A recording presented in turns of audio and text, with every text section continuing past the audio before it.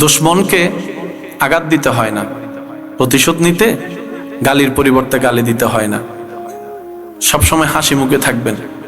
যে দেখবেন আপনার প্রকাশ্য গোপন শত্রুরা আপনার হাসির কারণ খুঁজতে খুঁজতে অর্ধেক টেনশনে শেষ হয়ে যাবে। তারা ভাবতে থাকবে, কিরে তারা এত কষ্ট দিই, সে কষ্ট পাই না কেন? তারা চিন্তায় মগ্ন থাকবে, তাকে এত জ্বালায় জ্বলে না কেন? আপনি বলবেন, আমার হৃদয়ে কোনো কষ্ট আগের মতো স্পর্শ করে না, যেদিন থেকে আমার হৃদয়ের মধ্যে আমার রবের উপর ভরসা করে হাসবুনাল্লাহ শব্দ বসিয়ে নিয়েছি। বলেন সুবহান। কোনো মানুষকে রঙের কারণে, শরীরের অবয়বের কারণে কিংবা চেহারার কারণে জাস্টিফাই করে কখনো মন্তব্য করবেন না। কে কালো কে সুন্দর, যে পার্থক্যটা আপনি আমি চোখ দিয়ে করি সেটা আসল পার্থক্য নয়। কারো গায়ের রং যদি কালো হয়, অর্থ কি জানেন? তার কালো রঙের দেখাটাই রবের পছন্দ বলে তাকে কালো রং দিয়েছেন। সুবহানাল্লাহ। কেউ যদি আপনাকে বলে তুই দেখতে এমন কেন, মুস্কি হেসে এতটুকু উত্তর দিবেন, আমার বানানেওয়ালার আমাকে যেইভাবে দেখতে সুন্দর লেগেছে আমার রব আমাকে সেইভাবে সাজিয়ে দিয়েছে। সুবহানাল্লাহ। সত্যি করে একটা কথা বলেন, সবাই যদি লম্বা হইতো ভালো হইতো? সবাই যদি বাচ্চা হইতো ভালো হইতো? আল্লাহ তাআলা মেজারমেন্ট করেছেন। এই পুরা পৃথিবীটাই হচ্ছে মেজারমেন্ট। মোরগ এসব কথা কয় না, মোরগ প্রত্যেকটা কিছু তো ডবল ডবল। পুরুষ মাশাআল্লাহ, পুরুষ জমিন মাশাআল্লাহ। এটাকে আমার বিজ্ঞানের ভাইরা আরো ভালো করে বুঝবে। ব্যালেন্স করা, আল্লাহর প্রত্যেকটা সৃষ্টিতে ব্যালেন্স, এমনকি আপনার হাঁটাও ব্যালেন্স। হাঁটার সময় খেয়াল করছেন হাঁটেন কি দিয়ে? হাত লড়েনি, আপনি লড়ান না লড়ে? না লড়লে আপনি শেষ। সুবহানাল্লাহ কয় না? কেমনে বুঝাইতাম একটু দেখেন। ডান পা যখন আপনি আগে দেন তখন কিন্তু আপনার বাম হাত কোন দিকে থাকে খেয়াল করেন। আপনি যখন বাম পা দেন তখন ডান হাত চলে। 50 কেজি 50 কেজি। আর আপনি যদি, আর এখন বুঝবেন, আর্মিদের হাঁটা দেখছেন নি? এটা কি স্বাভাবিক হাঁটা নেই? এরকম আপনি সারা জীবন হাঁটতে পারবেন? এই হাঁটা নিয়ে ওইটা প্র্যাকটিসের জন্য ঠিক আছে, এটা স্বাভাবিক জীবনের জন্য ঠিক। আর্মিদের হাঁটা ঠিক যেরকম, একটু খেয়াল করে দেখবেন আপনার হাঁটাটাকে আল্লাহ ব্যালেন্স করেছেন। এমনকি আপনি যখন দৌড়ান তখনও আল্লাহ তাআলা আপনাকে পড়তে দেয় নাই, ব্যালেন্স করেছেন। যুবক, কোনো সমস্যা? কোনো সমস্যা? একটু একটু একটু মনোযোগ চাচ্ছি প্লিজ। আমরা যদি প্রত্যেকটা মাহফিলকে এক একটা ক্লাস বানাতে পারি, বিশ্বাস করেন পরিবর্তন আসা একদম সহজ। আমরা অনেক সময় মাহফিলগুলোকে ওই পরিবেশটা রাখতে পারি না বলে জিনিসটা ফুটে উঠে না। চলেন আজকে উলামায়ে কেরামের দোয়া নিয়ে, মুরব্বিদের দোয়া নিয়ে যতটুক যেতে পারি, ওয়ামা তৌফিক ইল্লা বিল্লাহ। আল্লাহ আমাদের হাজিরি কবুল করুক। চিৎকার দিয়ে বলেন আমিন। ইসলাম লিখতে কয় হরফ? একদম ছোটস্থ মুখস্থ হয়ে যেতে হবে। কয় হরফ? আমার মুখে মুখে একটু বলবেন, আলিফ সিন লাম আলিফ মিম। 5 হরফের একটা শব্দ, আওয়াজ দিয়ে বলেন সেই শব্দের নাম কি? ইসলাম ধর্মের নাম রেখেছেন কে? আল্লাহ। ইন্নাদ-দীনা ইনদাল্লাহিল ইসলাম। হয় না? আরো জোরে। এবার সেটিংটা কার? এবার প্রশ্ন করব, আপনার উত্তর দিবেন। ধর্ম কি গরু ছাগলের জন্য, পশু পাখির জন্য, না মানুষের জন্য? মানুষের হেদায়েতের জন্য আল্লাহ আসমান থেকে কিছু নবী রাসূল পাঠাইছে কি পাঠাই নাই? আপনার জানা মতে পৃথিবীর বুকে সর্বপ্রথম যেই নবীটা এসেছে আপনার আমার জাতির, যেটা বাবা, সে বাবার নাম কি? জোরে বলেন। হযরত আদম আলাইহিস সালাম। ইসলাম প্রচারের দায়িত্ব নবী রাসূলকে আল্লাহ দিছে কি দেয় নাই? এই নবী রাসূলের প্রথম এসেছেন হযরত আদম, শেষে একদম সবার শেষে এসেছেন আমাদের নবী হযরত মুহাম্মদ সাল্লাল্লাহু আলাইহি ওয়াসাল্লাম। আমাদের নবীর পরে কোন নবী নাই, আদম নবীর আগে কোন নবী নাই। দুনিয়াতে আসার সময় আদম নবী প্রথম, আমাদের নবী শেষ। সুবহানাল্লাহ। আর ইসলাম প্রচারের দায়িত্ব কাদের? নবী রাসূলের, বলেন না কাদের? ইসলাম প্রচারের দায়িত্ব কাদের? নবী রাসূলের। নবীদের ভিতর প্রথম এসেছেন হযরত আদম আলাইহিস সালাম, শেষে এসেছেন আমাদের নবী। ঠিক আছে, এবার অঙ্কটা মিলান। ধর্মের নাম কি? ইসলাম। ইসলাম ধর্ম শুধু আমাদের নবীর না, মনে রাখবেন প্রত্যেকটা নবী রাসূলের ধর্ম একটাই। সুতরাং এটার চাইতে পুরাতন কোন ধর্ম, যেটা আদম নবীর আগে কেউ নাই, ওনার ধর্মের আগে কোনো ধর্ম নাই, ওনার ধর্মই হচ্ছে ইসলাম। শুরু হয়েছে আদম নবী থেকে, কমপ্লিট হয়েছে আমাদের নবীর বেলায়। আল্লাহ সেই দৃশ্য কোরআনে এইভাবে বলে, আল-ইয়াওমা আকমালতু লাকুম দীনাকুম ওয়া আতমামতু আলাইকুম নি'মাতি। সুবহানাল্লাহ, মাশাআল্লাহ। আচ্ছা, ধর্ম কয়টা? এই ধর্ম প্রচারে কতজন নবী আসছে? লক্ষ লক্ষ। শুরু হচ্ছে আদম নবী থেকে, শেষ হচ্ছে আমাদের নবী। এবার আদম নবীর নামটা দেখেন, আলিফ দাল মিম। আলিফ দাল মিম।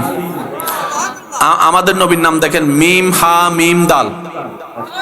এবার ইসলাম নামটা খেয়াল করেন, আলিফ সিন লাম আলিফ মিম। কয় হরফ? প্রথম হরফ বলেন, প্রথম হরফ। শেষ হরফ মিম, শেষ হরফ। বাস্তবতা দেখা যায় আদম নবীর আলিফ দিয়ে শুরু, আমাদের নবীর মিম দিয়ে শেষ। আরেকটু জোরে, আদম নবীর আলিফ, আমাদের নবীর মিম। আলিফ দিয়ে শুরু, মিম দিয়ে শেষ, ইসলাম গঠিত হয়েছে। এই ইসলামের মাদ্রাসার ভাইরা থাকলে একটু দোয়া দিয়ে স্মরণ করবেন। ইসলাম 5টি হরফের মাত্রা হচ্ছে সিন লাম মিম। আচ্ছা, সবাই মিলে আমাকে একটা সালাম দেন। আসসালামু আলাইকুম ওয়া রাহমাতুল্লাহি ওয়া বারাকাতুহু। দিয়েছেন যেহেতু এটা সুন্নত, আমাকে উত্তর দিতে হবে। এটা হচ্ছে ওয়াজিব। ওয়াজিব মানে কি জানেন? এতটুকু বুঝেন। ওয়াজিব মানে হচ্ছে যে ওই যে আপনাদের এলাকায়, আমাদের সিডেঙ্গে বাসা গার দড়ি হ উত্তর দেয়, মানে কেউ যদি সালাম দেয় আপনাকে উত্তর দিতে আপনি বাধ্য, এটার নাম ওয়াজিব। আমি কঠিন না, যত সহজ পারে আমি চেষ্টা করছি, বাকিটুকু আল্লাহ পাকের ইচ্ছা। এই যে আপনারা আমাকে সালাম দিলেন, এটা তো মুসলমানদের একটা চরিত্র অভ্যাস, কিন্তু কখনো ভেবে দেখেছেন কেন সালাম দিতে হয়? আপনি বলবেন সওয়াব। বাবা কাউকে বসতে বলেন না, থাক থাক, দরকার নেই, দরকার নেই, না না দরকার নেই, বসতে বলেন না, থাক। কেউ বসে শুনে শান্তি পায়, কেউ দাঁড়িয়ে, ঠিক কিনা? আপনারা যে সালাম দিলেন, এই সালাম দেওয়ার প্রচলনটা কেন হয়েছে? আল্লাহু আকবার। সুন্নতটা আকার হলো কেন? ও ভাই ভালো আছেন, এটাও তো বলতে পারতেন। সালাম কেন? ইসলাম যে কত চমৎকার। আমাদের ধর্মের নাম ইসলামের কয় হরফ? মূল হরফ কয়টি? সিন লাম মিম। এই সিন লাম মিমের সাথে আসসালামু আলাইকুমের একটা সম্পর্ক আছে না নাই? আপনারা আমাকে সালাম দেওয়ার অর্থ কি জানেন? আল্লাহু আকবার। সালাম কতটুকু? আসসালামু আলাইকুম বলেন, আসসালামু আলাইকুম, এটা সালাম। এরপর ওগুলা দোয়া। একটু যদি খেয়াল করেন, হাজারবার দিয়েছেন, একটু উলামায়ে কেরামের দোয়া নিয়ে। আসসালামু আলাইকুম এক পাঠ, ওয়া রাহমাতুল্লাহি ওয়া বারাকাতুহু। সুবহানাল্লাহ। প্রথমটা দিলেন সালাম, পরেরটা করলেন দোয়া। আপনি আমাকে বলছেন না বুঝে বলেন আর বুঝে বলেন, ভাই ওয়া রাহমাতুল্লাহি, আমার আল্লাহর রহমত তোমার উপর বর্ষিত হোক। ওয়া বারাকাতুহু, আল্লাহর বারাকা তোমার উপর আসুক। তো যে যার জন্য কল্যাণের দোয়া করে তার সাথে কোনো শত্রুতামি করতে পারে? সালাম মানে কি জানেন? আমি যখন বলবো আসসালামু আলাইকুম, আপনি যখন বলবেন আসসালামু আলাইকুম, এর একটা জাহেরান অর্থ আছে, আপনার উপর শান্তি বর্ষিত হোক। শান্তি বর্ষিত কখন হয়? যখন নিরাপদ হয়। শান্তি বর্ষিত কখন হয়? শান্তি কখন হয়? যখন টেনশন থাকে না। অর্থাৎ আপনি আমাকে বললেন, ভাই এটা তো আপনার নিজস্ব কোনো বাড়ি নয়, আত্মীয়তা সম্পর্ক কেউ নাই, পরিচিত কেউ নেই, আপনি মেহমান হয়ে এসেছেন, আপনি আমাকে দেখে বললেন আসসালামু আলাইকুম, তার অর্থ হচ্ছে ভাই আপনার টেনশন করার দরকার নাই, আপনার মুসলমান ভাই এখানে আছি, আপনার সম্পূর্ণ নিরাপত্তার দায়িত্ব আমাদের নিয়ে নিলাম। এটার নাম সালাম। কেউ কাউকে যখন সালাম দেয় সে অর্থ মূলত বলে, ভাই তোর কোনো টেনশন, বলে না তোর কোনো টেনশন, তোকে কেউ বকা দিবে, তোকে কেউ মারবে, তোর কোনো ক্ষতি হবে, তোর সম্পদের ক্ষতি হবে, তোর টেনশন করার দরকার, আমরা আসি। আসসালামু আলাইকুম। বুঝতে পারছি? তাহলে সালাম মানে হচ্ছে যে ঝগড়া শেষ। সালাম মানে কি? সেজন্য প্রায় সময় আপনারা হাদিসে শুনেছেন, হয়তো খেয়াল করার সময় হয় নাই, দুই ভাইয়ের ঝগড়া হলে নবী বলেছে সালাম দাও। সালাম দিলে সম্পর্ক কি হয়? এটা কেন হয়? আপনি যখন সালামের অর্থ বুঝে সালাম দিবেন এবং যাকে দিচ্ছেন সেও যখন অর্থ বুঝবে, তখন সে বলবে যে আমার কাছে তুই নিরাপদ, তোর কাছে ভাই আমি নিরাপদ। এখন একজন আরেকজনের কাছে নিরাপদ হলে আর কোনো মামলা নাই, আওয়াজটা একটু বড় হবে, আর কোনো ঝামেলা নাই, আর কোনো দ্বন্দ্ব নাই। যেখানে দ্বন্দ্ব, ঝগড়া, ঝামেলা নাই সেখানে শান্তি, যেখানে শান্তি সেখানে ইসলাম। অঙ্ক কি বুঝে আসছে? একটু কথা বলতে হবে, অঙ্ক কি বুঝে আসছে? তাহলে আমরা যখনই সালাম দিব তখনই শুধু দোয়ার নিয়ত করব না, সাথে সাথে এটাও বলবো আমার পক্ষ থেকে আমার ঈমানি ভাইকে আমি নিরাপত্তা ঘোষণা করে দিলাম। বলেন সুবহানাল্লাহ। এবার দ্বিতীয় নম্বর কথাটা মাথায় রাখবেন। ইসলামে আবু জাহেলের থিওরি ছিল মক্কা হচ্ছে বেস, মক্কায় যদি কিছু করতে না পারে উনি আর কোথাও কিছু করতে পারবে। আল্লাহ পাক বলে আবু জাহেল তোর প্ল্যানিং নিয়ে তুই থাক, আমার নবীরা আমি মদিনায় এখান থেকে ইসলামের আলো ছড়াই দিব। সুবহানাল্লাহ। করতে দেন আপনার দুশমনকে দুশমনি, তারা দুশমনি করে আগাক, আপনি ধৈর্য ধরে আগান। তারা ক্ষতি করে আগাক, আপনি উপকার করে এগুন। তারা গালি বদনাম করে আগাক, আপনি প্রশংসা করে আগান। আর আপনি তো জানেন আল্লাহ গালিদাতার সাথে থাকে না, সবরকারীর সাথে থাকে। তো এই দুইজনের ভিতর যদি সবরকারী আপনি হতে পারেন, ইন্নাল্লাহা মা'আস সাবিরিনের নিয়ামত আপনিই পাবেন। আর যখন আপনি পাবেন তখন তাদের তাকিয়ে থাকা ছাড়া কোনো উপায় থাকবে না। কারণ মোবাইল কিংবা টাকা কেড়ে নেওয়া যায়, নিয়ামত কখনো কেড়ে নেওয়া যায় না। চিৎকার দিয়ে বলেন সুবহানাল্লাহ। জয়ী হতে গেলে একটু তো পরিশ্রম করতে, জয়ী হতে গেলে একটু তো সহ্য করতে। গলার মধ্যে যদি জয়ের মালা নিতে চান একটু তো আপনাকে মানাই নিতে হবে।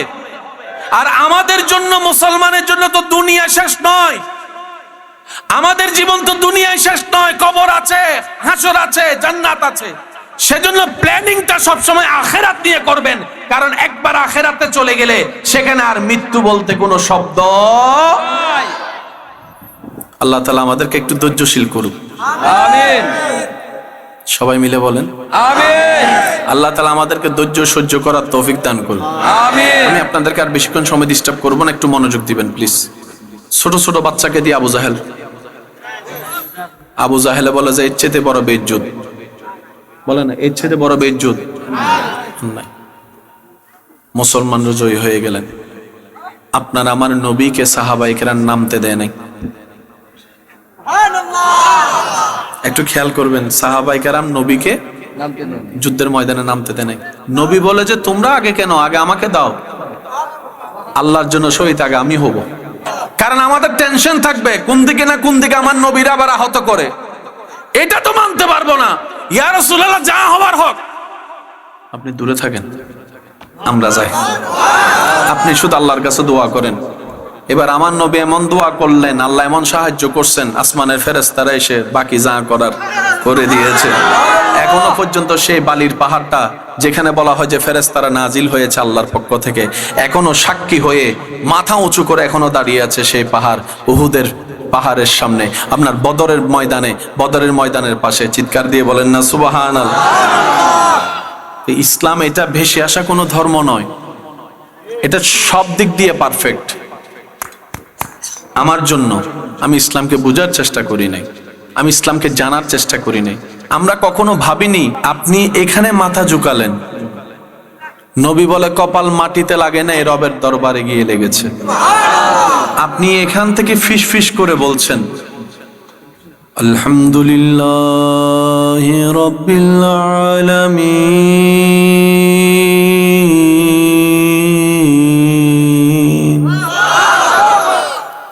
পাশের জন্য ভালো করে শুনে নাই, কিন্তু সে আওয়াজ আসমান ভেদ করে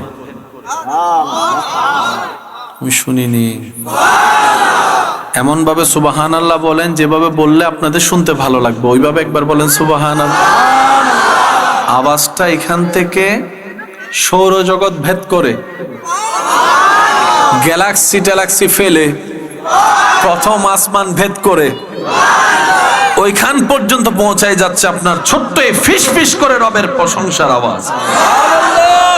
নবী রাহমাতুল্লিল আলামিনের উম্মত হওয়ার সুবাদে আল্লাহ তাআলা আপনাকে আমাকে জিরো থেকে হিরো বানিয়ে দিয়েছেন। সেজন্য মাথায় রাখবেন, শয়তান সব সময় লেগে আছে, ছিল, থাকবে। সে আমরা জিতুক সেটা কখনো চায় না। জিতার অর্থ সেটা নয় অন্যকে হারিয়ে পিঠটা মাটির সাথে লাগিয়ে বেইজ্জত করে আপনি আমি জিতে গেলাম, সাময়িক জিতা, সেই জিতা নয়। শয়তান চায় না কোন বান্দা আল্লাহর নূরের পথে এগোক। শয়তান সহ্য করতে পারে না বান্দা তাহাজ্জুদের সিজদা দেখ। শয়তান সহ্য করতে পারে না বান্দা তওবা করুক, রবের কাছে কান্নাকাটি করুক, সেই সহ্য করতে পারে না। শয়তান পারে না সহ্য করতে কেউ কাউকে ক্ষমা করুক, কেউ কারো উপকার করুক। কেন পারে না? কারণ আপনার এই কাজ করলে রব খুশি হয়, রব খুশি হলে গুনাহ মাফ হয়, জান্নাত পাওয়া সহজ হয়ে যায়। বলেন সুবহানাল্লাহ। দুনিয়াতে যতদিন বাঁচবেন মাথায় রাখবেন বিভিন্ন ধরনের মুসিবত কষ্ট আপনাকে পাকড়াও করবে, কিন্তু আপনার আমার এই জায়গায় মেইন বেস ভরসাটা কি জানেন? আমাদের একজন আল্লাহ তো আছে। সুবহানাল্লাহ। আমাদের যদি অভিভাবক না থাকতো, আমরা যদি অভিভাবকহীন হতাম, তাহলে না হয় মন খারাপের একটা হাজারটা কারণ আছে। এবার সত্যি করে বলেন, রিজিক দেওয়ার মালিক কে? আল্লাহ। আমরা বেশিরভাগ মানুষ রিজিক মানে মনে করি খাবার, না। আল্লাহর পক্ষ থেকে আপনার জন্য প্রত্যেকটা কল্যাণকর নিয়ামতের নামই হচ্ছে রিজিক।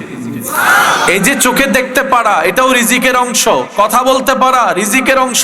কেউ যে কিছু বলছে আপনি শুনছেন, এটাও রিজিকের অংশ। শোনার পরে যে বুঝে আবার উত্তর দিয়েছেন, এটাও রিজিকের অংশ।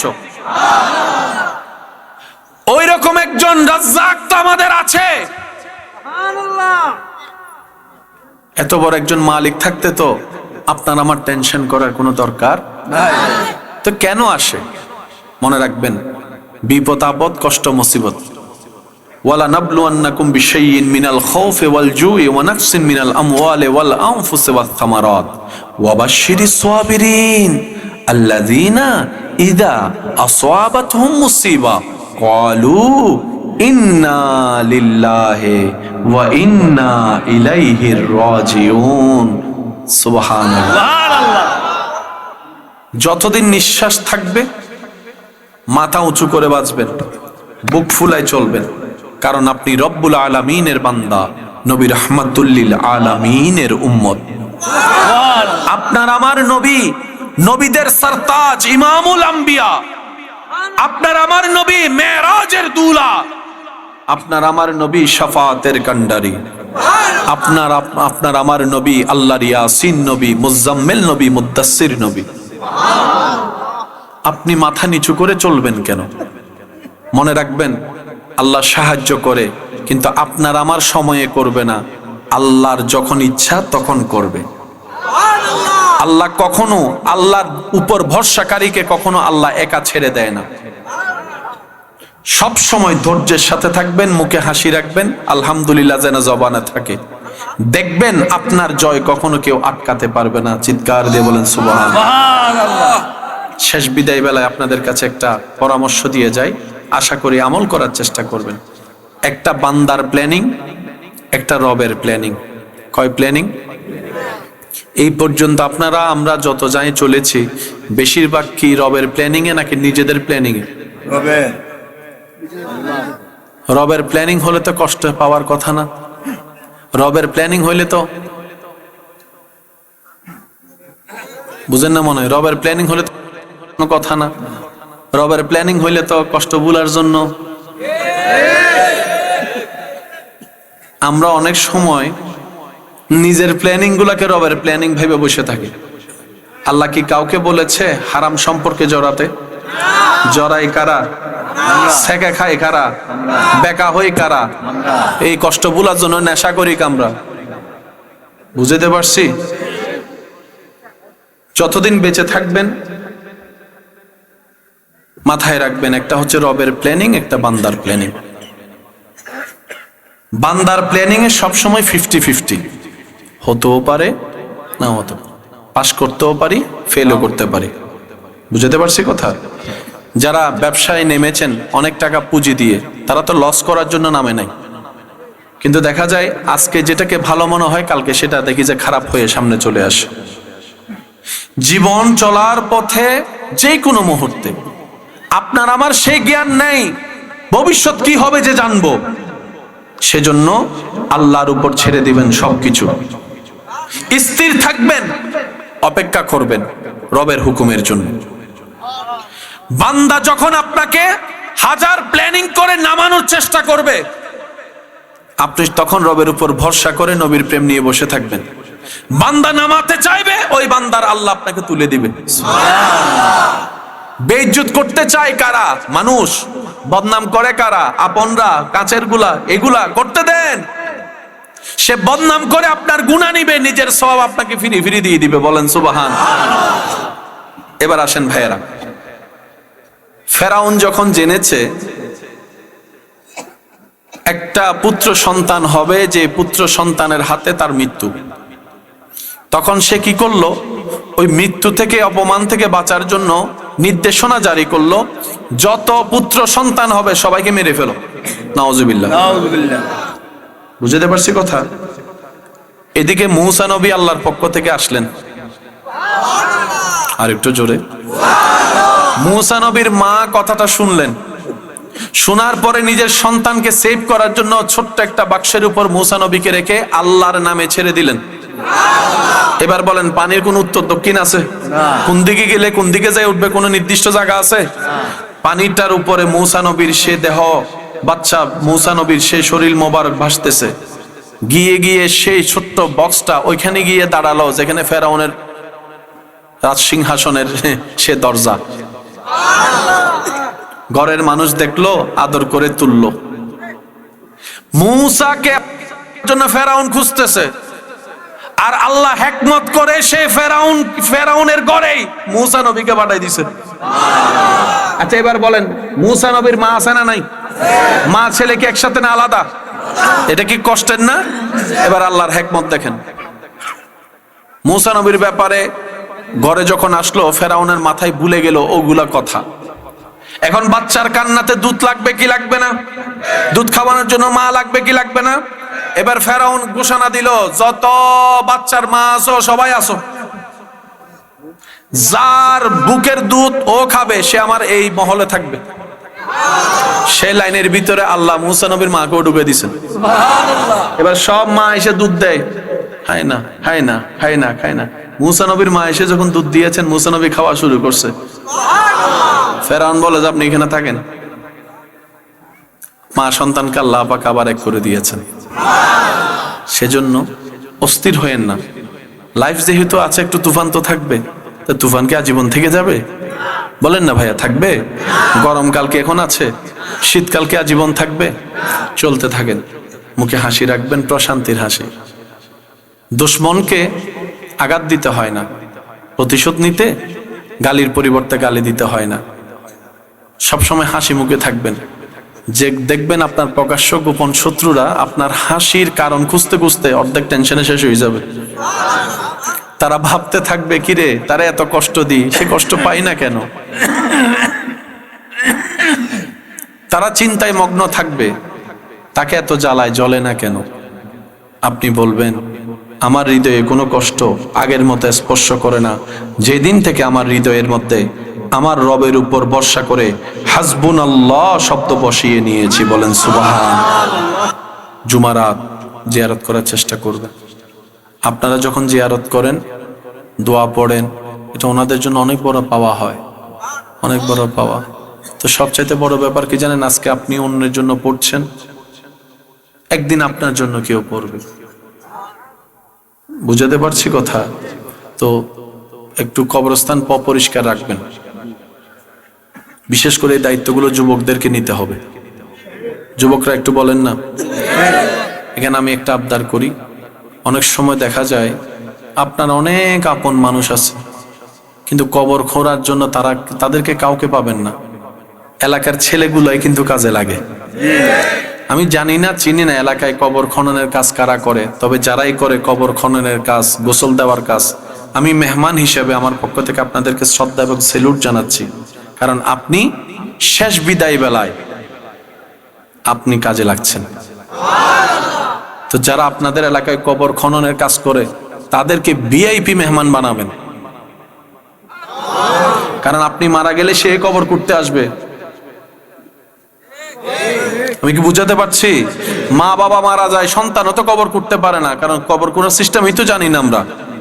তো যারা করে শেষ বিদায়ে যারা সাথী হয় তাদেরকে সমাজে ভিআইপি মেহমানদারির দরকার আছে না নাই? আপনি যদি বলে যে কবর খুঁড়ে আসলো, শরীরে কাদা মাটি, আপনি যদি রুমে বসতে না দেন, এটা জুলুম করা হবে। সেজন্য এই কবর খননের কাজ যারা করে তাদেরকে সম্মান দিবেন, গোসলের কাজ যারা করে সম্মান দিবেন, কাফনের কাজ যারা করে সম্মান দিবেন, জানাজায় যারা আসবে তাদেরকে সম্মান দিবেন। সম্মান দিলে সম্মান কমে না, 10 গুণ বেড়ে যাবে আপনার সম্মান। বলেন সুবহান। এবার আওয়াজ দিয়ে বলুন তো, বাড়িয়ে দিবেন কে?